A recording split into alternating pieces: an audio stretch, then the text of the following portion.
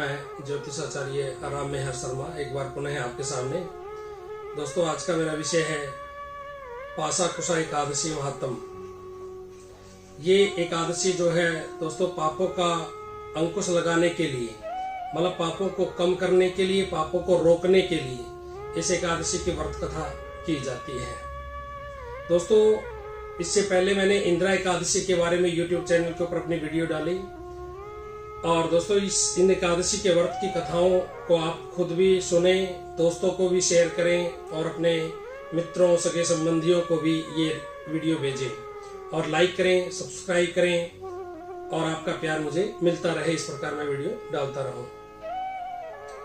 भजमन नारायण नारायण नारायण, श्रीमन नारायण नारायण नारायण, हरे हर नारायण नारायण नारायण, विष्णु नारायण नारायण नारायण। बोले विष्णु भगवान की जय। पासाम कुशा एकादशी महात्म महापुराण महाराज की जय। युधिष्ठिर जी बोले, हे जनार्दन, आश्विन मास के शुक्ल पक्ष की एकादशी की क्या कथा है तथा इस व्रत के करने से कौन कौन से फल मिलते हैं, सो सब कहिए। उस पर श्री कृष्ण भगवान जी बोले, हे राजन, आश्विन मास की शुक्ल पक्ष की एकादशी का नाम पासाम कुशा है। इसके व्रत करने से समस्त पाप नष्ट हो जाते हैं। इस एकादशी के दिन मनवांछित फल की प्राप्ति के लिए श्री विष्णु भगवान की पूजा करनी चाहिए।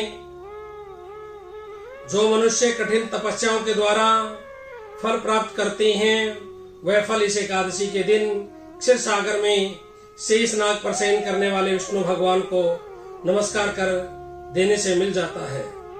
जो मनुष्य शंख चक्रधारी विष्णु भगवान की शरण में जाता है, उसे यम यातना नहीं मिलती।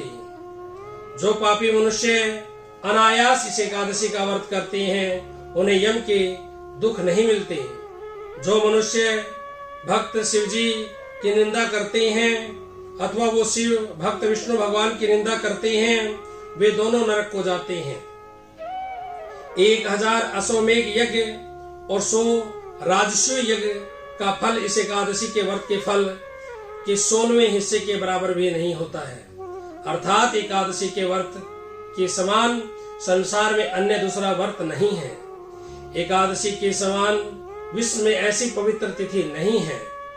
इस एकादशी के व्रत से मनुष्य को स्वस्थ शरीर, सुंदर स्त्री तथा धन धान्य मिलता है तथा अंत में स्वर्ग की प्राप्ति होती है।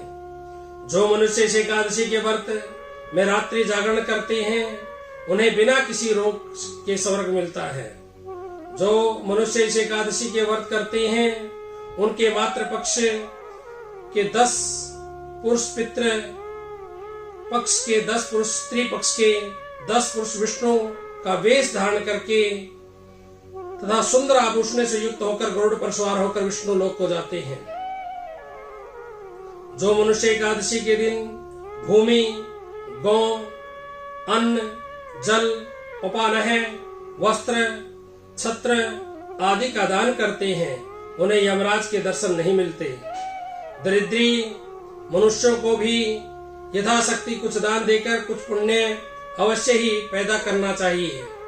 जो मनुष्य तालाब, बगीचा, धर्मशाला, प्याऊ, अन्य क्षेत्र आदि बनवाते हैं, उन्हें यम के दुख नहीं मिलते। वह मनुष्य इस लोक में स्वस्थ, दीर्घायु वाले तथा धन धान्य से पूर्ण होकर सुख भोगते हैं तथा अंत में स्वर्ग लोक को जाते हैं। हे राजन, इन सब का सारांश यह है कि जो मनुष्य धर्म करते हैं उन्हें सुख मिलता है, और जो अधर्मी है उन्हें दुर्गति भोगनी ही पड़ती है। बोलिए एकादशी महात्म महापुराण महाराज की जय। भजमन नारायण नारायण नारायण, श्रीमन नारायण नारायण नारायण, विष्णु नारायण नारायण नारायण। बोले एकादशी महात्म महापुराण महाराज की जय।